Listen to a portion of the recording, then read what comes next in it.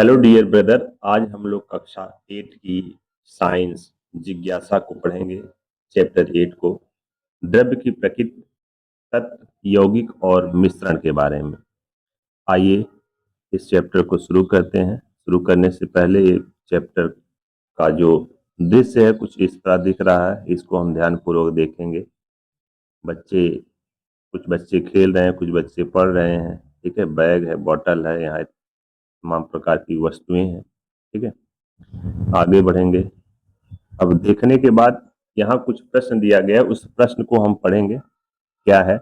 उपर्युक्त चित्र को देखकर बताइए कि इसमें द्रव्य से बना क्या है और क्या नहीं। जो हम अभी चित्र देखे हैं उसमें हमें देखना और बताना है कि कौन कौन सा ऐसी वस्तु है जो द्रव्य से बनी है और कौन द्रव्य से नहीं बनी है। तत्वों को संयोजित एक यौगिक को कैसे बनाया जाता है, यानी तत्वों को संयोजित करके एक यौगिक कैसे बनाया जाता है। वायु से कार्बन डाइऑक्साइड को अवशोषित करने वाले यौगिक की खोज पर्यावरणीय चुनौतियों के समाधान हेतु किस प्रकार योगदान दे सकती है। 3 प्रश्न यहाँ पर है। खुद से 1-2 प्रश्न को आप यहाँ पर रखकर विचार कर सकते हैं। इन सभी प्रश्नों के बारे में जानने के लिए आइए हम आगे बढ़ते हैं और आगे का चैप्टर ध्यानपूर्वक पढ़ते हैं और समझते हैं। क्या आपने कभी सोचा है कि आपके आसपास का संसार किन पदार्थ से बना है? अपने चारों ओर देखिए। आप जिन सीढ़ियों का उपयोग करते हैं, जिस वायु में सांस लेते हैं, आपकी बोतल में जल, आपके खाने के डिब्बे में भोजन, आप जो कपड़े जूते पहनते हैं, जो पुस्तक पढ़ते हैं, आसपास से वृक्ष, आप जिस गेंद से खेलते हैं और यहाँ तक कि आप जिस छड़ी से खेलते हैं, सभी क्या है? द्रव्य है, द्रव्य के उदाहरण है। ठीक है, जिनके विषय में आप पहले की कक्षा में सीख चुके हैं। आपने यह भी सीखा है कि ये सभी वस्तुएं सूक्ष्म कणों से निर्मित हैं, यानी कि बनी है। जितनी भी वस्तुएं होती हैं, सभी सभी वस्तुएं के छोटे छोटे छोटे पार्ट यानी कणों से मिलकर बनी होती हैं। चाहे वह जंतु हो, जीव हो। ठीक है, जो सबसे छोटा पार्ट होता है उसको हम सेल कहते हैं, यानी कि कोशिका कहते हैं। हमारे आसपास की अधिकांश वस्तुएं मात्र एक ही पदार्थ से नहीं बनी, बल्कि 2 या 2 से अधिक पदार्थों के मिश्रण से बनी है। जितनी भी वस्तुएं होती हैं केवल एक ही पदार्थ से नहीं बनी होती, बल्कि अनेक पदार्थों के मिश्रण से भी बनी हो सकती हैं।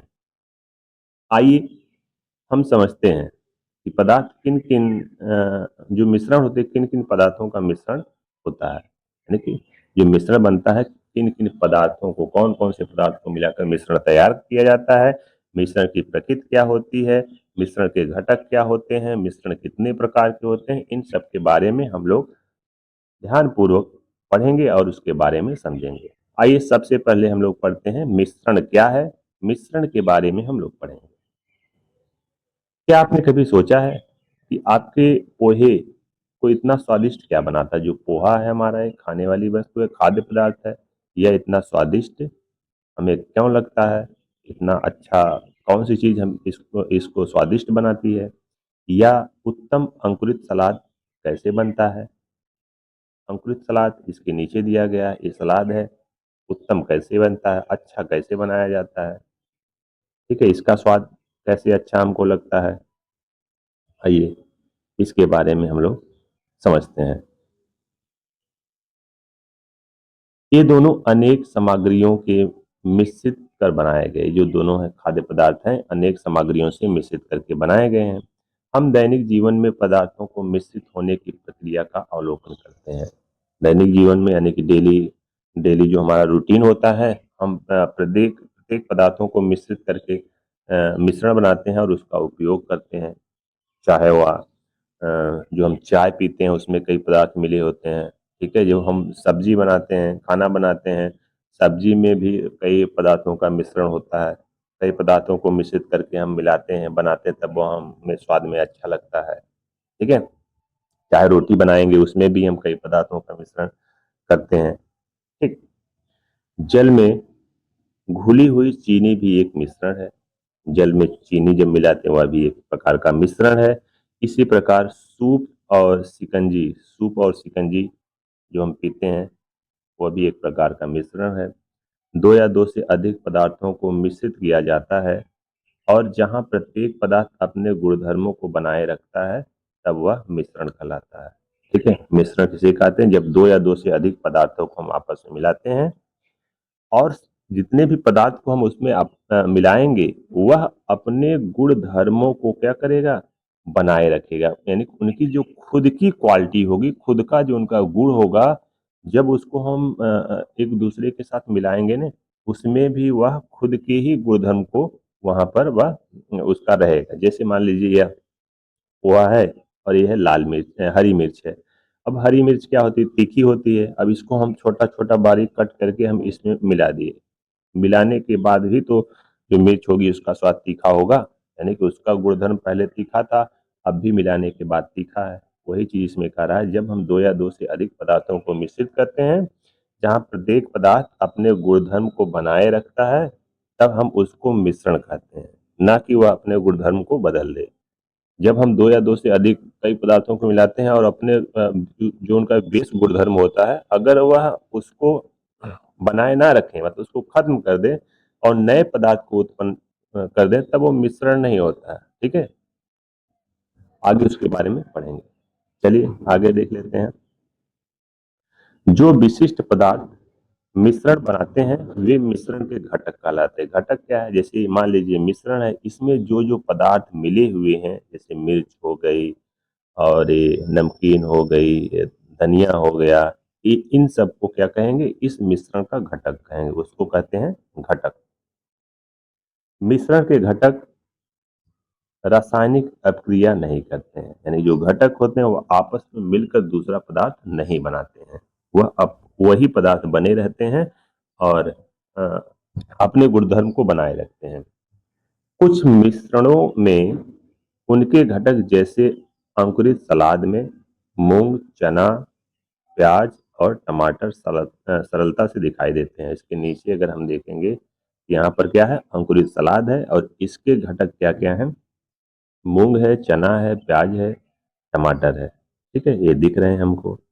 एक चीज और हम लोगों को ध्यानपूर्वक समझना है, ये ऐसे मिश्रण जहां विभिन्न घटक, यानी कि इसमें जो जो भी चीजें मिलाई गई हैं, जो जो पदार्थ मिलाए गए हैं, अगर हम उनको नग्न आंखों से या किसी आवर्धक यंत्र से, जैसे सूक्ष्मदर्शी हो गई, यदि उसके माध्यम से भी अगर हम इसको देखें, ठीक है, देख पाए उसके उसके घटकों को अगर हम देख पाए, अच्छा अच्छा ये मिर्च का पार्ट है, अच्छा ये चना का पार्ट है ना, ऐसे अगर हम पता कर पाए देख कर आंखों से या फिर आवर्धक लेंस की मदद से, तो वैसे जो मिश्रण होते हैं वह कैसे होते हैं? विषम रूप प्रकृति के होते हैं, अगर देख पाए तब। ठीक है, देख अगर सके तब उसको विषम रूपी कहते हैं। क्या अपने आसपास विषम रूपी मिश्रणों के कुछ अन्य उदाहरण पहचान कर बता सकते हैं? बिल्कुल आप लोग पहचान सकते हैं। बहुत से ऐसे उदाहरण हैं, मिश्रण हैं जिनको हम अपनी नग्न आंखों से देख सकते हैं या फिर किसी आवर्धक लेंस की मदद से देख सकते हैं। चलिए आगे बढ़ते हैं। दूसरी ओर दूसरी ओर कुछ मिश्रणों में ऐसे घटक होते हैं जिन्हें सूक्ष्मदर्शी की सहायता से पृथक रूप में नहीं देखा जा सकता। इसमें क्या है कि कुछ ऐसे मिश्रण होते हैं जिनके घटक इतने अच्छी तरह से आपस में मिल जाते हैं जिसको हम सूक्ष्मदर्शी की भी मदद से उसके हम घटकों को नहीं देख पाएंगे। और नग्न आंखों की तो बात ही खत्म कर दीजिए, जब आप सूक्ष्मदर्शी की मदद से नहीं देख पाएंगे तो नग्न आंखों से वैसे भी आप उसको नहीं देख सकते हैं। ऐसे मिश्रण को क्या कहते हैं? ऐसे मिश्रण को हम समरूप प्रकृति के कहते हैं। मतलब वह समरूप प्रकृति के होते हैं, उनके जो घटक होते हैं, यानी कि ऐसे मिश्रण जहां घटक समान रूप से वितरित हो, जिनको पहचाना ना जा सके, जिसमें भेदभाव नहीं किया जा सके, वे क्या होते हैं? किस प्रकृति के होते हैं? वे समरूप प्रकृति के होते हैं। चित्र 8.3 में दिखा रहा है, इसमें क्या है? जल है और चीनी है। ये इस तरह मिले हैं कि इसके कणों को, यानी इनके घटकों को हम आपस में अ, हम देख कर नहीं बता सकते कि यह चीनी का कण है, घटक है, और यह जल का घटक है। ठीक है, इतना आप लोगों को समझ में आ गया होगा, मुझे उम्मीद है। आइए आगे बढ़ते हैं, आगे देखते हैं। क्या आप जानते हैं कि स्टेनलेस स्टील भी एक मिश्रण है? जो इस जो हम घर के जो खाना बनता है, जो थाली होती है या बर्तन होते हैं, सभी क्या होते हैं? स्टेनलेस स्टील होते हैं। ठीक है। और जितने भी स्टेनलेस स्टील हैं वह एक प्रकार का क्या होता है? मिश्रण होता है। ये सब क्या है? मिश्रण है। स्टेनलेस में क्या होता है? लोहा, निकेल, क्रोमियम, अल्प मात्रा में कार्बन। ठीक है। ये इतनी एक रूपता से मिश्रित होते हैं। एक रूपता वही कि उनके कणों को हम नग्न आंखों से या फिर सूक्ष्मदर्शी की मदद से ना देख सकें, उसमें भेदभाव ना कर सकें, उसी को एक रूपता कहते हैं, एक ही रूप की। ये पूरा मिश्रण सर्वत्र एक जैसा दिखाई देता है और कोई भी इनके पदार्थों को अलग अलग नहीं देख सकता। ऐसे मिश्रणों को क्या कहते हैं? मिश्र धातु कहते हैं। यानी कि मिश्र धातु, देखो बहुत इंपॉर्टेंट है, मिश्र धातु का नाम आप लोग सुने होंगे। मिश्र धातु क्या होती है कि ऐसे पदार्थों का मिश्रण जिसमें जो मिश्रण के घटक होते हैं उनको हम नग्न आंखों से नहीं देख सकते या सूक्ष्मदर्शी की मदद से ना देख पाए। उनके जो घटक होते हैं उसमें एक रूपता होती है। ठीक है। उनको हम कहते हैं मिश्र धातु। मिश्र धातु के कुछ उदाहरण नीचे दिए गए हैं, उसको हम लोग याद कर लेते हैं। एक दो उदाहरण है वो इम्पोर्टेंट हमारे लिए। कौन सा? तांबा, जस्ता। तांबे और जस्ते को जब हम आपस में मिलाते हैं क्या बनता है? पीतल बनता है। तो पीतल किसका किसका मिश्रण है? तांबा और जस्ता। कैसे इसको याद रखेंगे? देखते हैं, कोई तरीका है याद करने का। पीतल, पीतल। ठीक है। पिताजी, है ना? अगर इस तरह रिलेट करके याद करें, पिता जी, है ना? पिताजी, यानी कि पिता से क्या जाएगा? पीतल, और ता से तांबा, और जा से जस्ता। यानी कि पीतल है वह, जो पीतल है वह तांबे और जस्ते का मिश्रण है। इसको इस तरह याद कर सकते हैं हम। पिताजी अगर दिमाग में अपने सेट कर लें कि पिताजी, इसे पीतल, पीतल किसका मिश्रण है? तांबे और जस्ते का। ठीक है। उसके नीचे आते हैं, तांबा और टिन। तांबा और टिन किसका मिश्रण है? कांसा का। तांबा और टिन किसका मिश्रण है? कांसे का मिश्रण है। ठीक है। चलिए आगे बढ़ते हैं। हमारी वैज्ञानिक परंपरा, ये परंपरा है, कुछ ऐतिहासिक चीजें लिखी गई है। ठीक है। तो इसको आप लोग पढ़ लीजिएगा। आइए हम आगे बढ़ते हैं। इसको करते हैं, क्या वायु एक मिश्रण है? जो वायु है क्या वह एक प्रकार का मिश्रण है? उसको हम पढ़ने की कोशिश करते हैं और उसके बारे में समझते हैं। कक्षा 6 की पाठ्य पुस्तक जिज्ञासा में आपने प्रकृति की अमूल्य संपदा अध्याय में वायु और उनके संगठन के विषय में सीखा है। क्या वायु एक मिश्रण है? ये प्रश्न है। यह किस प्रकार का मिश्रण है? दूसरा प्रश्न है। अगर वायु एक मिश्रण है तो वह किस प्रकार का मिश्रण है? ठीक। आपने सीखा है कि मुख्यतः nitrogen, oxygen, argon, carbon dioxide और जलवाष्प का एक समरूपी मिश्रण है। जो वायु है उसमें नाइट्रोजन होता है, ऑक्सीजन होता है, आर्गन, कार्बन डाइऑक्साइड और जलवाष्प का मिश्रण है जो समरूपी होता है। ठीक है। समरूपी का मतलब होता है कि जिसका जिन जिन पदार्थों का, तत्वों का ये मिश्रण है उसके हम कणों को यानी कि घटक को नग्न आंखों से या फिर आवर्धक लेंस की मदद से नहीं देख पाते, उसको समरूपी कहते हैं, एक ही रूप का। अधिकांश जीवों के जीवित रहने के लिए इन गैसों में से ऑक्सीजन आवश्यकता होती है। जो वायु में जो गैसें होती है ना, ये सब नाइट्रोजन हो गया, ऑक्सीजन हो गया और कार्बन डाइऑक्साइड। तो जो ऑक्सीजन है वह सभी जीव जंतुओं के लिए आवश्यक है। यह दहन में भी सहायता करता है। दहन का मतलब जब हम कोई वस्तु को, किसी चीज को जलाते हैं, जलाने की प्रक्रिया में भी ऑक्सीजन का योगदान रहता है। अगर ऑक्सीजन नहीं रहेगा तो कोई भी वस्तु नहीं जलेगी।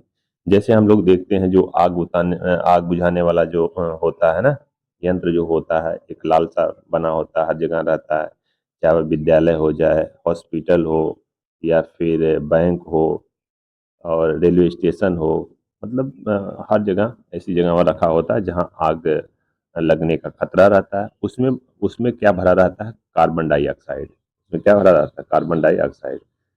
जहाँ पर आग लग जाती है तो